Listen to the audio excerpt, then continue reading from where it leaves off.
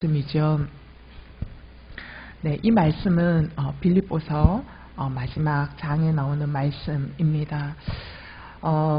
저는 오늘 이제 이 빌립보서를 가지고 소망에 관계된 마지막 이야기를 하고 싶습니다. 오늘 소망 한마디로 줄여서 뭐라고 표현할 수 있느냐? 쓰러졌다가 다시 일어나고, 쓰러졌다가 또 다시 일어나고, 어떠한 상황에도 꺾이지 아니하며 다시 우뚝우뚝 일어설 수 있는 회복 탄력성을 주는 것이 소망이라고 저는 이렇게 간략하게 정리해보고 싶습니다. 여러분 잘 아시다시피 빌립보서는 언제 적혀졌느냐? 사도 바울이 로마에 죄수로 끌려갑니다. 사도 바울은 항상 로마를 가고 싶어 했습니다. 나 로마에 가서 예수 그리스도를 전하고 싶어하고 로마 교회를 방문해서 로마 교회에 있는 성도들을 만나고 그리고 그들의 후원을 받아서 서바나까지 가고 싶어 했습니다. 요즘 말로 하면 스페인까지 가고 싶어 했죠. 왜냐하면 그때 당시에 땅끝을 스페인이라고 느꼈기 때문입니다. 모든 사람들이. 그래서 그는 땅끝까지 복음을 전하고 싶었던 것입니다. 그래서 그는 항상 꿈이 로마에 가고 싶었습니다. 그러나 그의 생각과 희망과는 반대 방향으로 로마에 끌려가게 됩니다. 그는 자유인의 신분으로 가고 싶었으나 죄인의 신분으로 로마에 가게 되고 그 로마 감옥에서 빌립보 교인들에게 걱정하지 말라고, 내가 이곳에서 잘 있다라고 자신을 향해서 걱정하는 그 교인들에게 목회자로서 이렇게 편지를 쓴 내용이 빌립보서입니다. 그런데 이 빌립보서의 분위기는 굉장히 밝습니다. 그래서 빌립보서를 여러분 잘 아시죠? 기쁨의 서신이다, 기쁨의 편지다라는 별명이 있지 않습니까? 빌립보서는 4장으로 적혀 있는데 이 4장의 짧은 서신 가운데 기쁨, 기뻐하다라는 표현이 15회, 15번이나 반복되어서 나올 만큼 기쁨에 대한 가르침 굉장히 많은 보석 같은 편지입니다. 많은 사람들이 자기가 잘못해서 그 감옥에 끌려가면 그렇게 사람들이 후회하는데 나 안 들킬 수 있었는데 나 이번에 조금 실수한 것 같아 이러면서 막 굉장히 막 아쉬워한다는 거예요. 나보다 훨씬 많이 해먹은 걔는 아직도 안 붙들려 왔는데 자기 어떻게 잠깐 실수하는 바람에 붙들려서 들어왔다고 하면서 굉장히 아쉬워하고 막 그런다라는 것이죠. 그래서 불평하고 불만하고 내가 여기 들어오면 안 되는데 여기 들어와 있다고 하면서 저기에 가득 찬 그런 모습이 있습니다. 자기 죄로 끌려와도 불평불만이 가득한 곳이죠. 안 끌려올 수 있었는데 내가 실수로 끌려왔다고 이렇게 이야기하는 곳이 감옥입니다. 사도 바울은 끌려와서는 안 되는 사람입니다. 그런데 그는 끌려온 것이죠. 끌려와서 그는 죄인의 신분으로 자유의 몸으로 바깥에 나갈 수가 없습니다.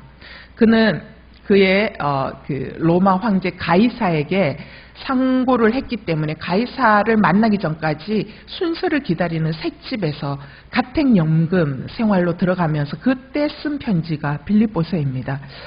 억울하게 감옥에 갇히지 않았음에도 이 빌립보서의 내용은 기쁨으로 가득 찬 편지라는 것이죠. 사도 바울이 정신이 약간 맛이 가서 자기 상황 분별이 안 돼서 그는 기뻐하고 있었을까요? 그렇지 않다라는 것이죠.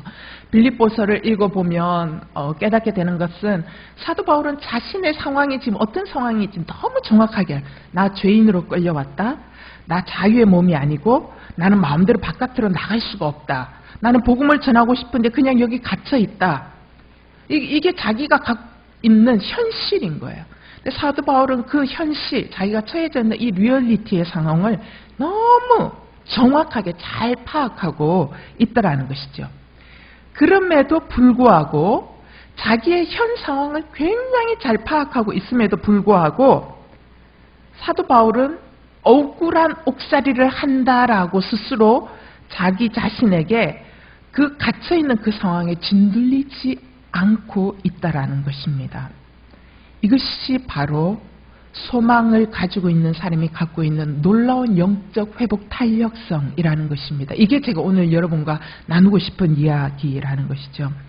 이 사도 바울의 영적 회복 탄력성 잘 표현하고 있는 게 4장의 그 뒤에 절에 나오는 말씀입니다. 4장 12절 13절 같이 한번 읽어볼까요? 12절 13절 시작. 나는 궁핍에 처할 줄도 알고 풍부에 처할 줄도 압니다. 나는 배부르든 배고프든 풍족하든 궁핍하든 모든 형편에 처하는 비결을 배웠습니다. 13절. 내게 능력 주시는 분 안에서 내가 모든 일을 감당할 수 있습니다. 풍족하든 궁핍하든 뭐 어쨌든 상관없이 모든 형편에 처하는 비결을 배웠다. 이거를 한마디로 뭐라, 나는 영적 회복 탄력성이 있는 사람입니다. 이겁니다. 그리고 어떠한 형편에 있든지 나는 모든 일을 감당할 수 있습니다. 이거 뭐예요? 영적 회복 탄력성을 제가 가지고 있습니다. 이런 말씀이라는 것이죠. 자, 그러면 영적 회복 탄력성이 도대체 뭐냐? 굉장히 중요한 것입니다. 크리스찬들이 반드시 갖고 있어야 하는 것이죠. 이 영적 회복 탄력성이 뭐냐? 우리 인생을 살다 보면 좋은 일보다 굳은 일이 훨씬 많습니다. 이 인생을 살면서 다가오는 온갖 역경과 어려움을 오히려 좌절이 아니라 점핑할 수 있는 도약의 발판으로 삼아내고야 마는 힘, 이게 영적 회복 탄력성이라는 것이죠. 여러분, 어떤 사건이 일어난 것보다 훨씬 더 중요한 것은 그 사건을 나는 어떻게 해석할 것인가 라가 훨씬 더 중요하다는 것이죠. 여러분, 우리 인생 가운데 외부에 오는 사건을 우리는 막을 수 없습니다. 네, 막을 수 없어요. 근데 그 사건에 대해서 사람들마다 각각 반응하는 결과는 다 다르다라는 것이죠. 사건과 결과, 어떤 사건에 대해서 그것을 반응하는 결과까지는 2단계가 아니라 3단계의 과정을 지나갑니다. 이거를 심리학자들은 뭐라고 얘기하냐, A, B, C 단계라 이렇게 표현해요. 저는 설교하면서 심리학적인 얘기 갖고 오는 거 별로 안 좋아하는데, 그런데 오늘은 저 좀 갖고 왔습니다. 양해해 주시기 바랍니다. A, B, C 단계라고 하는데요. A 단계에 제가 PPT 하나만 좀 올려주시겠습니다. 제가 또 영어 잘 못하는데 무리해서 또 영어 발음 또 힘들게 하겠습니다. accident. 그죠? 사건이 생긴 거예요. 사고가 생긴 거. B, belief. 믿음의 체계. 그 다음에 C, consequence. 어떠한 결과가 나타나는 거예요. 그래서 어떤 사건이 오고 어떠한 결론을 도출해내면서 내가 기분 나쁘다, 기분 좋다, 이러한 결과를 나타내는 데는 굉장히 중요한 단계가 있는데 그게 belief. 내가 해석해내는 나의 믿음의 체계 단계가 있더라는 거예요. 그래서 사건보다 훨씬 더 중요한, 가장 중요한 단계가 뭐냐면 B 단계라는 것이죠. belief라는 단계가 굉장히 중요하다는 것이죠. 근데 이 심리학자들이 이렇게 재밌는 걸 발견했어요. 어떠한 사건 속에서 쉽게 회의적으로 빠지고 비판적으로 빠지고 절망하는 사람들의 공통점이 있더라는 거예요. 그 공통점이 뭐냐면 그 사람들은 모두가 다 B 단계가 굉장히 부족하더라라는 것입니다. B 단계가 뭡니까, 여러분? 사건에 대한 해석이 부족하다. 사건에 대한 해석력이 부족하다는 얘기는 뭐예요? 그 사람 안에 있는 믿음 체계가 무너져 있다라는 것을 이야기를 한다라는 것입니다. 사건, 그다음에 내가 가지고 있는 믿음의 체계 안에서 해석해내는 B, 그래서 내가 어떻게 반응할 것인지에 대한 반응을 결정짓는 결과까지 오는 A, B, C. 이거 이제 연결고리라고 부르죠. 따라서 우리는 어떤 사건 A가 우리의 감정과 행동이라는 결론 C를 가져온다라고 생각하지만 그 사이에 굉장히 중요한 믿음이라는 B라는 연결고리가 있다라는 것을 절대로 잊으면 안 된다라는 것이죠. 여러분, 우리 인생 가운데 벌어지는 사건 그 자체는 사실 아무 의미가 없습니다. 근데 그 사건이 내게 큰 사건으로 와닿게 만드는 것은 결국은 뭐냐면 그것이 어떠한 특정한 결과를 가져오려면 반드시 B단계, 믿음의 체계에 의해서 해석되어지는 이 중간 매개체의 단계를 거쳐야 합니다. 우리는 말합니다. 저 사람이 나를 힘들게 했어. 이러한 사건이 나를 너무 힘들게 했어. 절망스럽게 했어라고 이야기하고 화나게 만든다라고 이야기합니다. 그러나 이게 착각이라는 것이죠.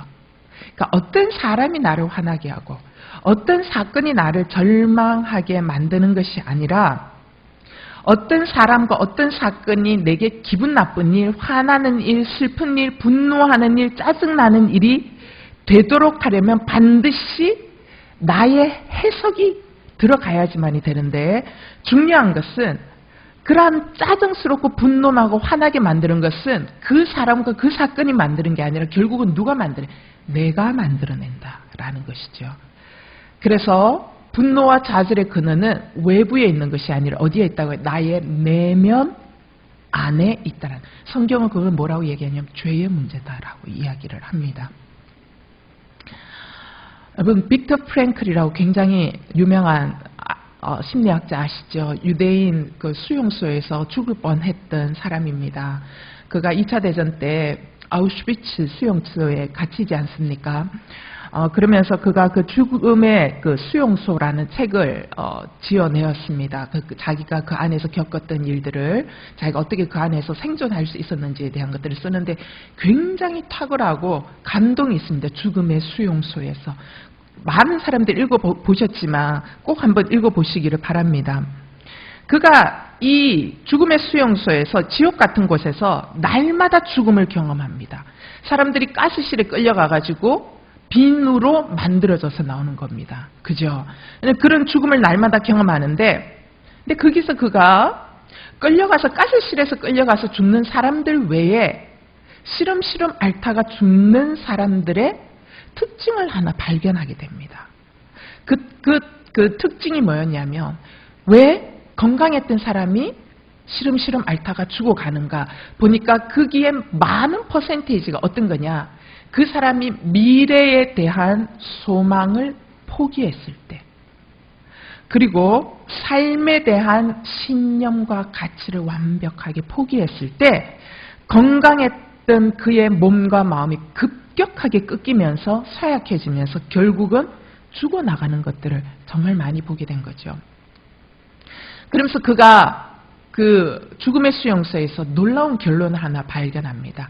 사람은 의미를 발견하지 못할 때 죽는구나 라는 것을 발견하면서, 의미를 발견하면 사람은 죽지 아니한다, 어떠한 고난 속에서도 살아남는다라는 것을 발견하면서 그가 거기에서 만들어낸 심리치료법이 의미요법이라는 심리치료법을 만들어냅니다. 그 역시 그 탁월한 심리학자였지만 아우슈비츠 수용소는 사람이 살아갈 수 없는 곳이었기 때문에 그 역시도 죽어야겠다, 죽음 외에는 살 희망이 보이지 않는다라는 이 순간순간이 계속 그에게 닥칩니다. 그러면서 희망도 보이지 않고 미래도 보이지 않아서 삶이 포기하고 싶은 순간이 그에게도 계속 찾아옵니다. 그때 이 사람이 머릿속으로 다른 생각을 하기 시작합니다. 누구를 생각하냐면, 결혼해서 얼마 되지 않아서 헤어졌던 아내, 그 아내는 다른 유대인 수용소에 갇히게 되죠. 그러면서 그 아내와 함께 좋은 시간 가졌던 거, 그리고 그 아내가 아침에 일어나면 자기에게 맛있는 커피를 끓여줬던 그때를 생각하면서 커피 향을 떠올리고 아내와 커피 마셨던 추억을 떠올립니다.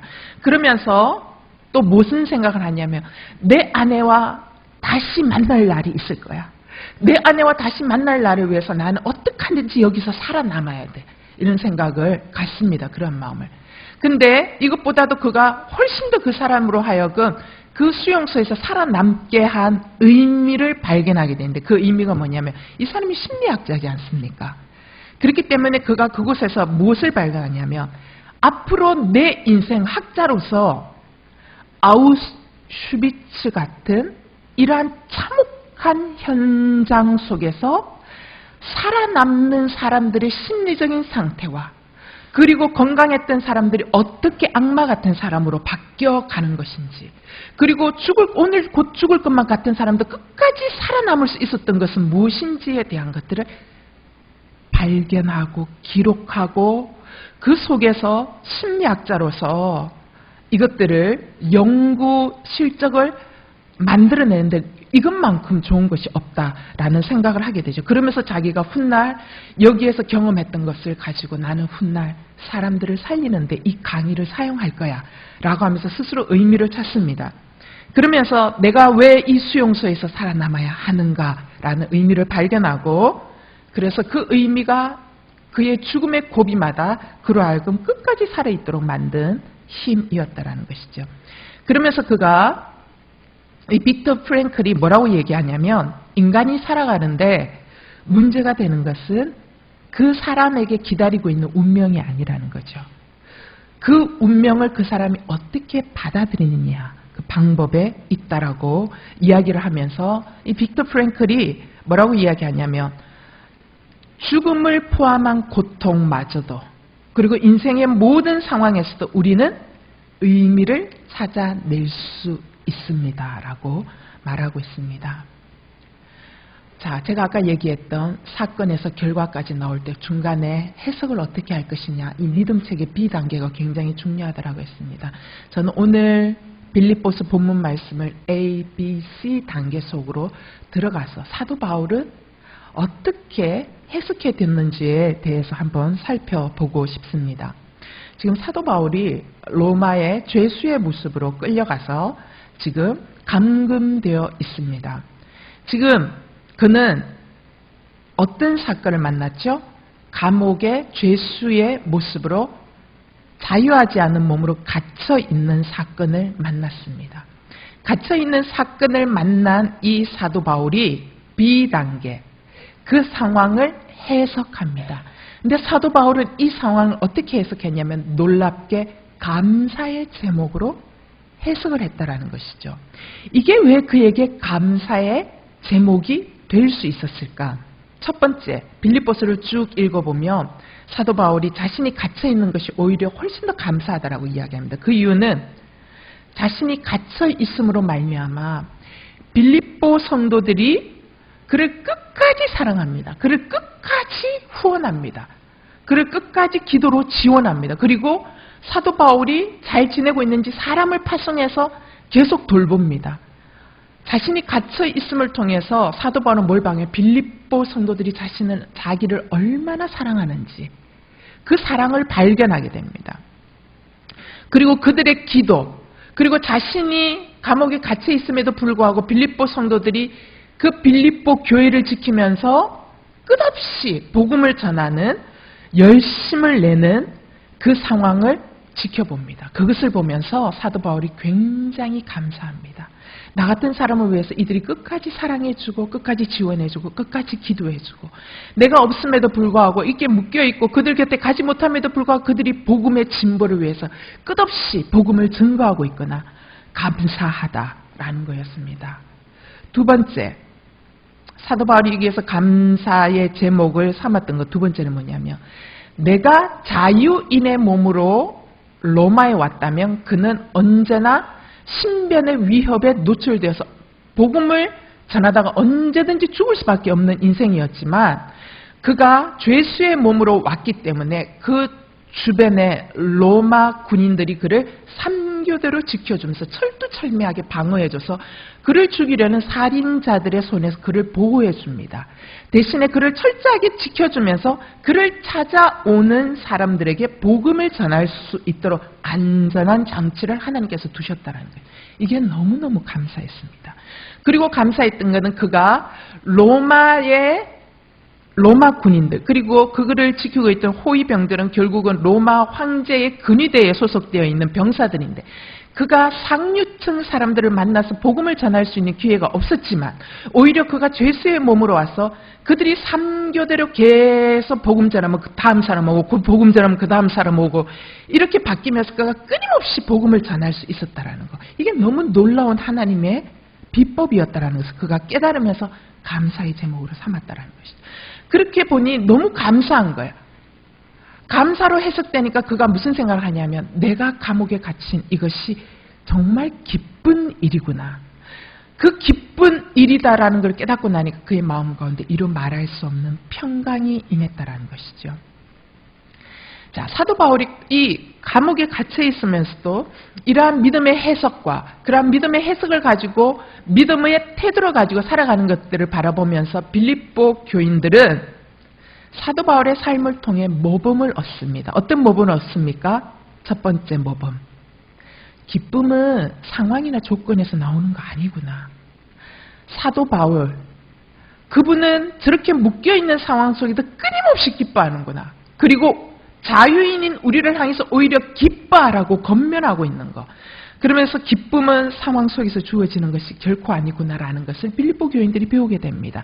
두 번째, 상황과 사건은 그 사람을 절대로 묶어둘 수 없다라는 것을 배우게 됩니다. 묶여있는 상황에서도 사도 바울의 복음을 향한 열정은 묶어둘 수 없다라는 것. 그들은 현장 속에서 보았다라는 것이죠. 세 번째, 상황과 사건에 상관없이 전도는 계속되어질 수 있구나라는 것을 보게 되었다라는 것입니다. 여러분, 사도 바울은 지금 자신이 당하고 있는 감금을 오히려 감사의 의미로 부여했고, 감사의 의미가 부여되어지니까 어떻게 해요? 자기가 죄인의 모습으로 묶여있는 것이 두려워해야 할 일이 아니라 뭐예요? 오히려 기뻐해야 하는 일인 것을 깨닫게 됐고, 그것을 깨닫게 돼서 말할 수 없는 평강이 자기 안에 넘쳐 흐르는 것을 경험하게 됐고, 그것을 경험하자 평강이 흘러넘치자 뭐예요? 끊임없이 복음을 전해도 지치지 아니하고, 그 다음 사람에게 전해도 그 기쁨이 마르지 아니하면서 복음 전도의 열정, 자신의 비전을 향하여 포기하지 않고 끊임없이 나갈 수 있는 힘이 되었다라는 것입니다. 이것은 한마디로 뭡니까? 사도 바울은 영적 회복 탄력성을 갖고 있는 사람이 되었다라는 것이죠. 여러분, 영적 회복 탄력성이 있는 사람의 특징은 역경이 옵니다. A라는 사건이 오지요. 그 사람은 B라는 해석을 어떻게 하냐. 역경이 오는 거야. 내가 이번에 새롭게 믿음의 도약을 할 수 있겠구나라고 생각한다라는 거죠. 그리고 이 곤란한 상황을 통해서 내가 더 성숙해지겠구나라고 해석한다라는 것이죠. 그러면서 이 어려움의 상황을 통해서 하나님이 세상에서 얻을 수 없는 교훈과 지혜를 나에게 주시겠구나라고 기대하게 된다라는 것이죠. 그러면서 그는 자신에게 닥친 이 어려움을 결국은 어떤 걸로 사용하느냐? 도약의 발판대로 사용하고야 만다라는 것입니다. 하지만 영적 회복 탄력성이 떨어지는 사람은 어떠냐? 역경과 어려움이 오면 어떻게 해석해? 난 이제 끝이다. 추락이다. 망했다. 해결 불능이다. 희망이 안 보인다. 왜 나만, 다른 사람은 다 잘 되는데 왜 항상 나만 이런 어려움 속에 갇히는 거야? 난 피해자다. 이런 해석을 하는 거죠. 그러한 해석의 상황을 지나가면 어떻게 해요? 그의 역경과 어려움은 정말로 그러하여금 추락의 낭떠러지가 되어줄 수밖에 없다라는 것입니다. 어떤 사람은 인생에 역경이 오면 그 역경의 힘을 통하여 고무공처럼 더 멀리 팍 하고 이렇게 튀겨져 나가면서 더 강한 힘으로 나아갈 수 있는 사람이 있는가 하면, 어떤 사람은 역경이 오면 어떻게 해요? 고무공이 아니라 유리공이 돼가지고 역경이 딱 오면 그냥 그 자리에서 박살나는 인생이 있다라는 것이죠. 여러분, 회복 탄력성은 마음에 생기는 근육입니다. 우리가 몸이 힘을 발휘하려면 뭐가 있어야 돼요? 근육이 있어야 되지 않습니까? 그죠? 근육이 있어야 몸이 힘을 발휘할 수 있는 것처럼 우리가 마음이 힘을 발휘하려면 튼튼한 마음의 근육이 필요하다라는 것입니다. 심리학자들은 뭐라고 이야기하냐면 이 부분을, 마음의 힘은 근육과 비슷해가지고 사람마다 제한된 능력이 있고 또 사람마다 견뎌낼 수 있는 무게가 다 다르게 정해져 있다는 것이죠.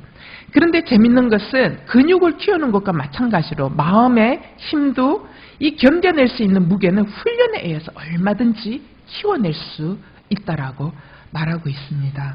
자, 그러면 오늘 본문 속으로 들어가서 영적 해석을 해봅시다.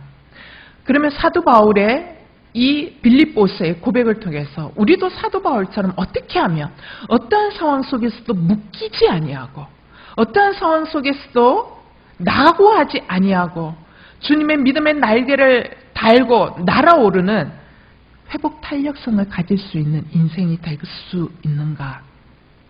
그걸 보려면 사도 바울의 이 영적 회복 탄력성이 어떻게 생겨났는지를 봐야 할 필요성이 있습니다.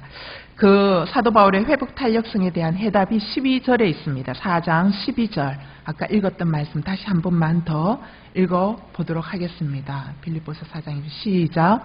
나는 궁핍에 처할 줄도 알고 풍부에 처할 줄도 압니다. 나는 배부르든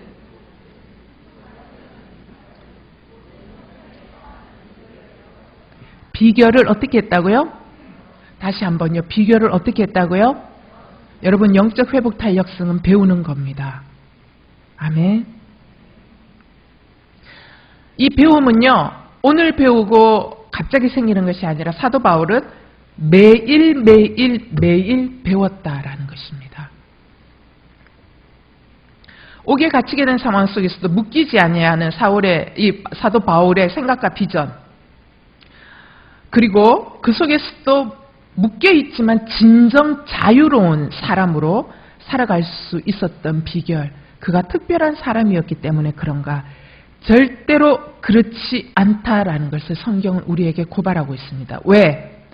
사도 바울은 우리랑 똑같은 사람입니다. 화나면 어떻게 해요? 욱 하고 이 불을 토해내는 사람입니다. 아시죠? 사도 바울이 얼마나 다혈질이었는지. 그리고 사도 바울이 관계성이 딱히 좋은 사람이 아닙니다.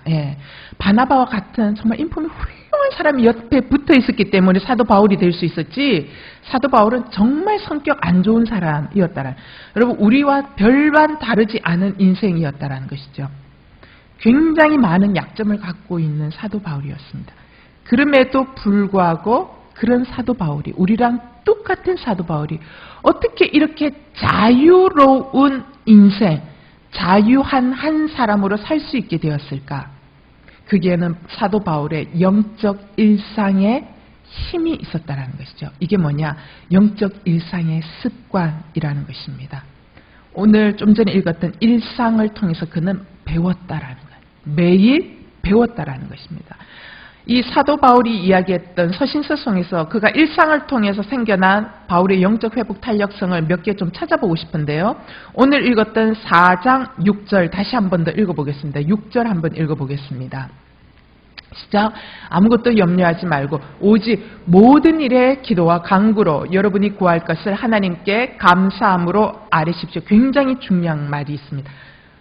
모든 일에라는 겁니다. 모든 일에.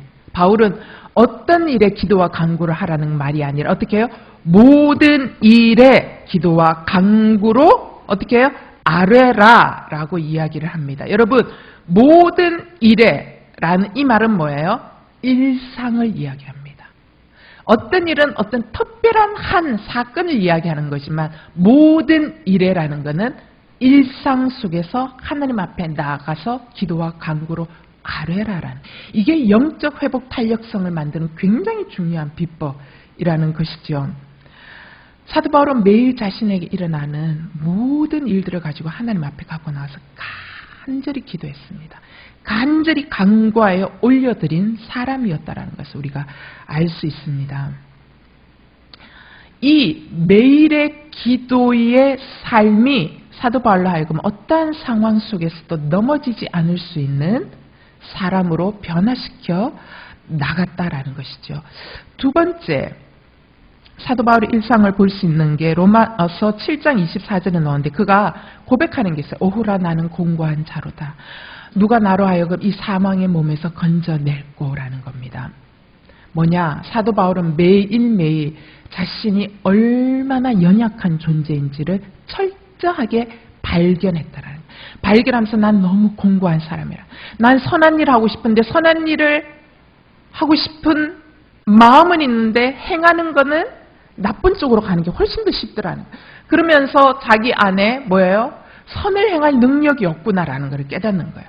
그러면서 공고한 사람이다라고 고백하고 있다라는 것이죠.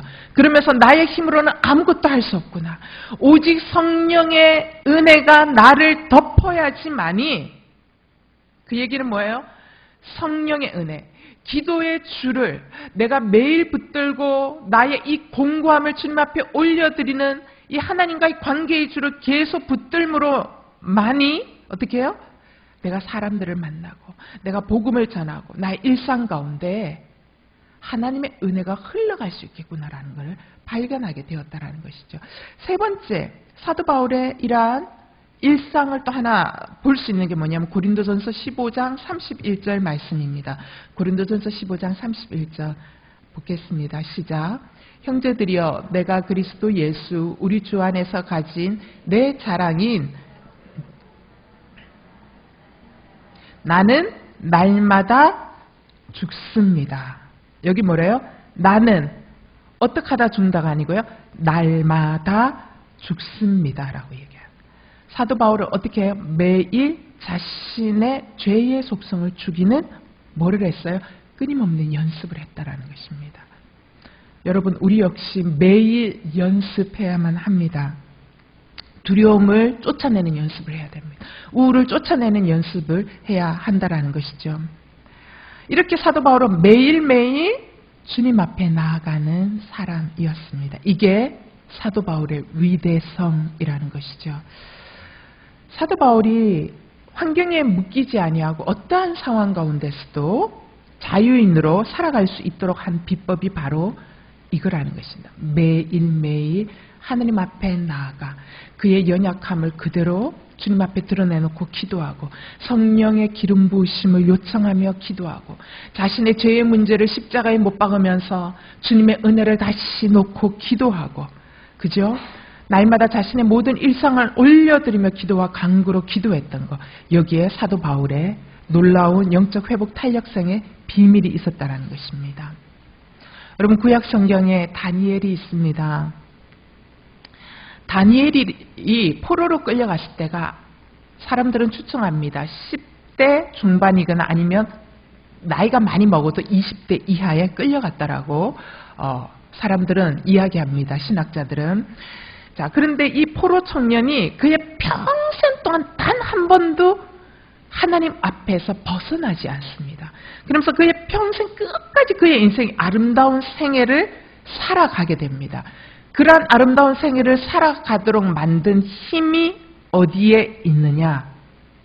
매일 반복하여 올려드린 기도의 힘에 있었다라는 것입니다. 그렇기 때문에 그가 제일 처음에 끌려올 때는 10대 젊은 포로였지만 그의 인생의 마지막은 아름답게 마무리되어질 수 있었다는 것이죠. 다니엘의 거룩한 그 습관이 거룩한 근육을 만들어낼 수 있었습니다. 여러분, 이 다니엘의 매일매일의 이 기도의 습관, 매일의 습관이 그에게 거룩한 영적 습관을 만들어냈고, 이 거룩한 영적 습관에 대해서 그에겐 거룩성이 형성되어짐으로써 이 거룩한 근육을 통해서 마침내 그는 마지막에 사자굴에 던져져야 하는 마지막 테스트까지 올곧게 통과할 수 있는 그러한 벼랑 끝까지도 갈 수 있도록 했다라는 것입니다. 자, 다니엘이 그러면 사자굴에 몇 살에 들어갔을까요, 여러분? 이 다니엘이 사자굴에 들어간 나이는 젊어도 80, 좀 늦게 생각하면 90살로 추측해 볼 수 있습니다. 왜냐하면 BC 605년에 1차 포로로 사람들이 바벨론으로 끌려갈 때, 그때 1차 포로에 이 다니엘이 포로로 끌려갑니다. 그러고 나서 사자굴에 던져지는 이때의 왕이 다리오 왕입니다. 이게 메데와 바사의 이 바뀌는 시점에 이 다리오 왕의 등장 시기에 이 이야기가 나옵니다. 이 얘기는 뭐냐면 70년의 세월이 지나왔다라는 것이죠. 이 70년의 세월이 지나왔던 것을 생각하면 못해도 80에서 90세 사이에 일어난 일이 사자굴에 들어간 나이라는 것이, 뜨거워 주님의 사랑. 불속은 10대 때, 젊은 때 그러한 일이 있었고, 사자굴에 던져진 것은 80세에서 90세 정도에 일어났던 거죠.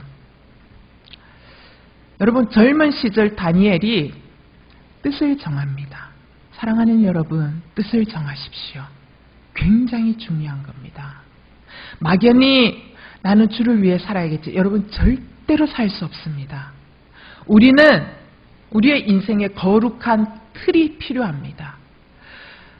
위대한 화가들도 해놓고 그냥 던져놓으면, 방치되면 명화 안 되는 거예요. 싸구려 틀이라도 틀 속에 들어가야 그림이 되는 거예요. 여러분, 우리는 거룩한 습관의 틀 속에 우리를 집어넣어야 가능하다라는 것이죠.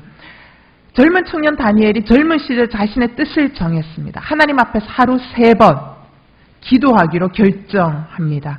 이 기도의 습관이 최소 몇 년을 이어왔을까요, 여러분? 70년. 70년의 세월을 쭉 이어왔다라는 것이죠. 다니엘서 6장 10절 읽겠습니다. 시작. 다니엘은 명령문에 왕의 도장이 찍힌 것을 알고 집으로 돌아갔습니다.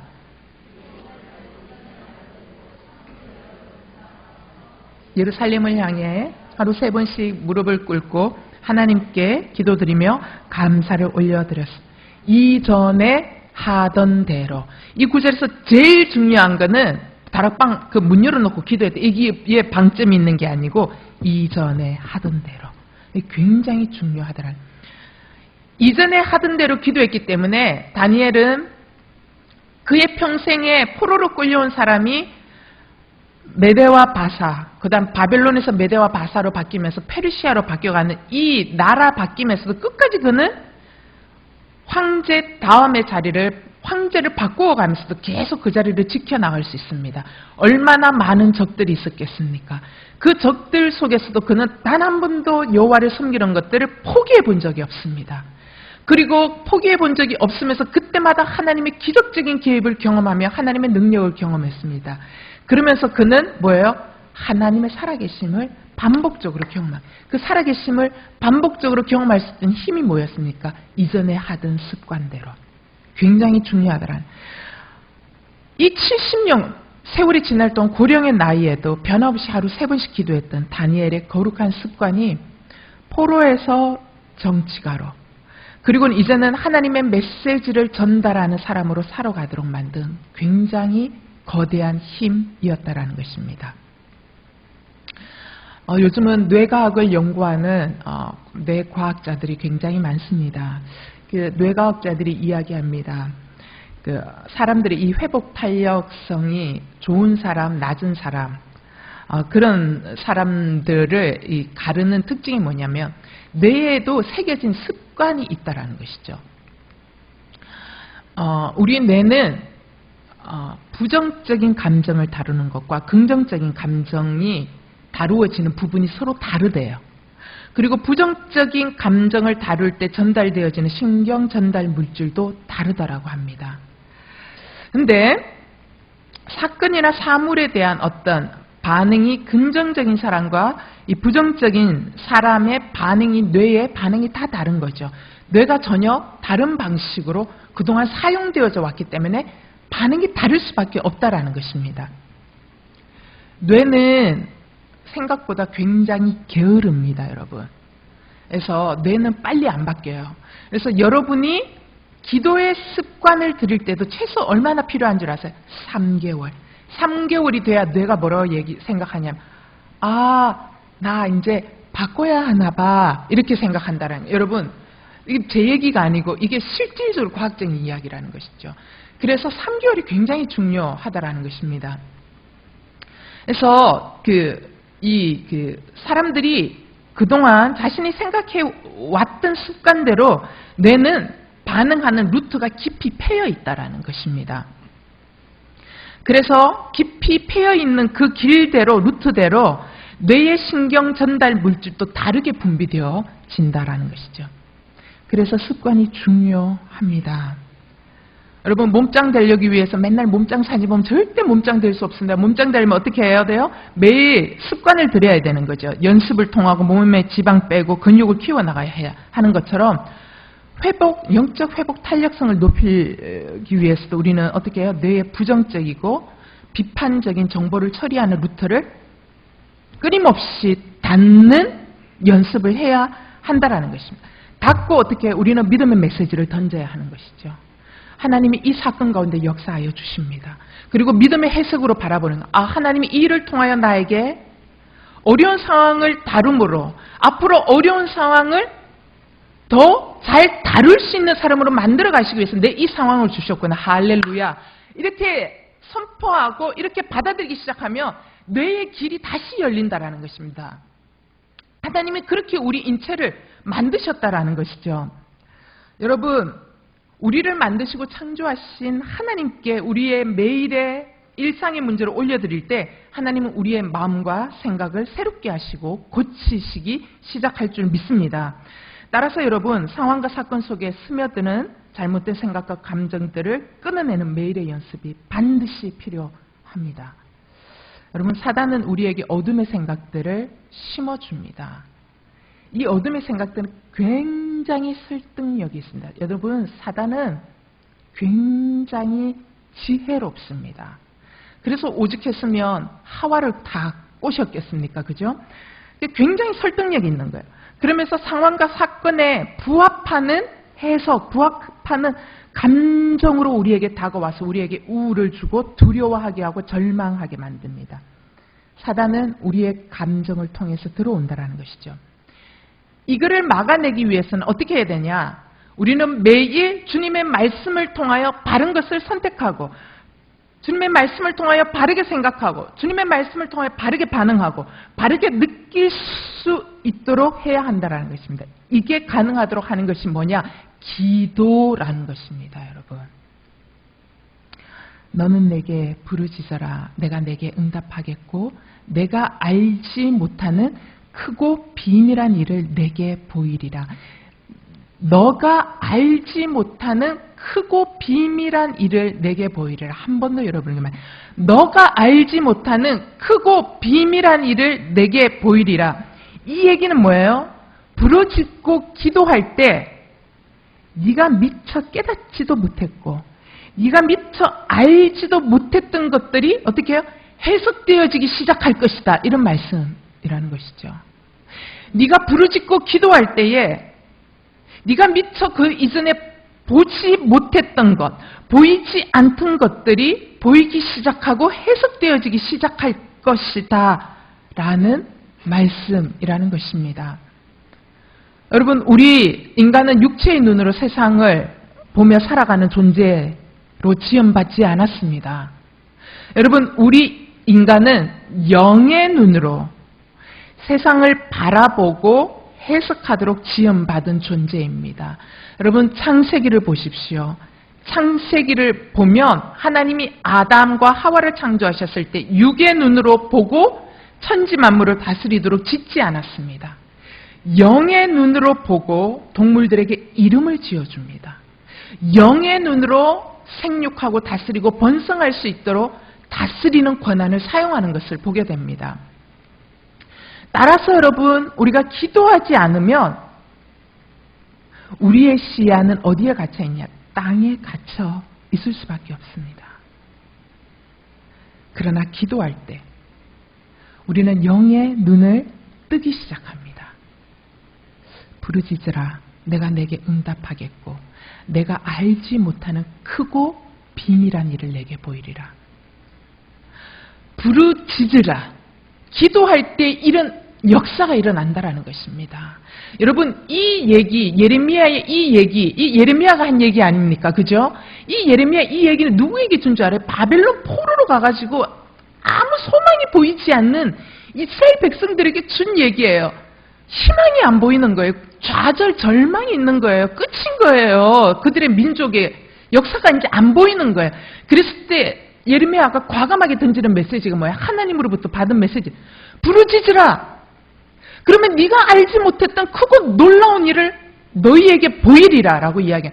아무것도 소망 안 보이지? 육의 눈으로 보지 말아라는 것입니다. 하나님께서. 부르짖어 봐.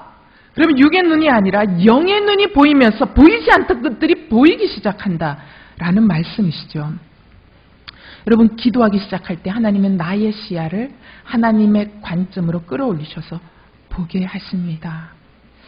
기도하지 않으면 보이지 않던 것들, 보지 못했던 크고 비밀한 하나님의 계획들을 깨닫기 시작합니다. 이게 기도의 비밀입니다.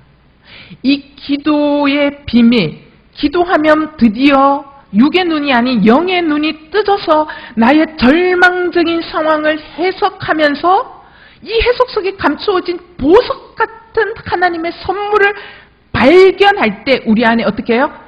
소망의 불씨가 다시 불일 듯 일어나게 돼요. 이 지점이 바로 영적 회복 탄력성이 굉장히 중요한 지점이라는 것이죠. 사도 바울의 영적 회복 탄력성의 뿌리는 어디에 있었느냐? 오직 하나님에게 있었습니다. 사도 바울은 어느 형편에 있든지 자족할 수 있었던 것은 사도 바울에게는 소망이 언제나 하나님이셨기 때문입니다. 로마서 15장 13절 말씀 읽겠습니다. 시작. 이제 소망의 하나님께서 여러분의 믿음 생활 가운데 모든 기쁨과 평강을 충만하게 하셔서 성령의 능력으로 소망이 흘러넘치게 하시기를 빕니다. 그냥 그대로 둬보세요. 어떤 하나님이요? 사도 바울이 경험한 하나님, 소망의 하나님. 여러분, 소망의 하나님이 기도할 때 내게 임하는 거예요. 여러분, 기도할 때 소망의 하나님이 내게 임해야 우리의 믿음 생활이 가운데 환난이 오고 시련이 와도 환난 시련이 나를 넘어뜨리는 것이 아니라 환난 시련 가운데도 어떻게 해요? 기쁨과 평강이 충만하게 우리 안에 임하게 돼요. 그 기쁨과 평강이 충만하면 우리는 또다시 뭐가 흘러넘치게 돼요? 소망이 흘러넘치는 삶을 향해서 나아갈 수 있다는 것입니다. 사도 바울 그는 상황을 매일 하나님 앞에 올려드렸습니다. 그 하나님 앞에 올려드리면서 그 하나님과의 깊은 친밀감 속에서 하나님이 주시는 생명력이 사도 바울에게 임하자 그는 자신의 상황을 주도적으로 믿음의 눈으로 해석할 수 있게 되었고, 믿음의 눈으로 해석할 때 평강 가운데서 자신의 삶이 든든하게 서 있을 수 있도록 할 수 있었습니다. 여러분, 기도하는 매일의 습관이 우리에게 거룩한 영적 근육을 만들어서 회복 탄력성이 높은 사람으로 변화시킵니다. 기도는 고통스러운 상황 속에서도 의미를 찾을 수 있도록 하는 하나님의 관점과 해석력을 가져다 줍니다. 기도는 그래서 고난이 내 인생을 가로막혀서 더 이상 갈 수 없는 동굴이 아니라 기도할 때에 내 인생에 닥친 깜깜한 이 고난이 더 미래를 향해서 빨리 갈 수 있는 터널이구나라는 것을 깨닫게 되어진다라는 것입니다. 이게 기도하는 자에게 주시는 영적 회복, 탄력성, 소망의 힘이라는 것입니다.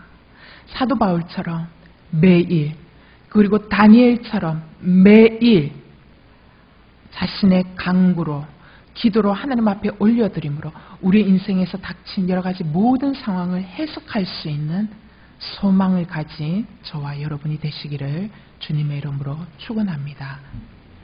기도합시다.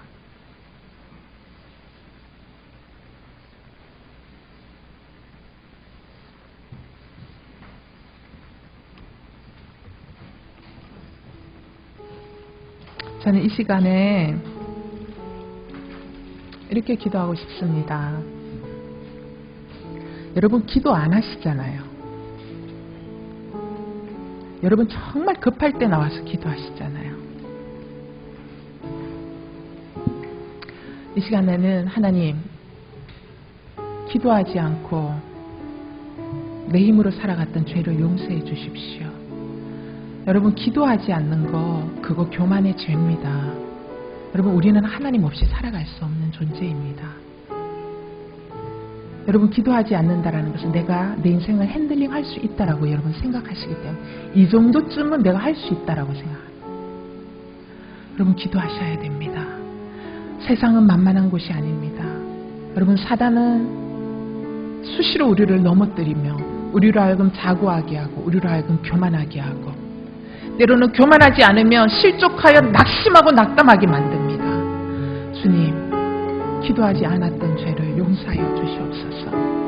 사도 바울도, 하나님, 다니엘도 그의 인생의 자리에서 살아계신 하나님을 만나고 그 하나님께 간구와 기도를 통하여 날마다 성령의 은혜로 하루하루를 살아갔습니다. 예수님도 매일 주님 앞에 나아가 기도함으로 하루의 일상을 시작하였습니다.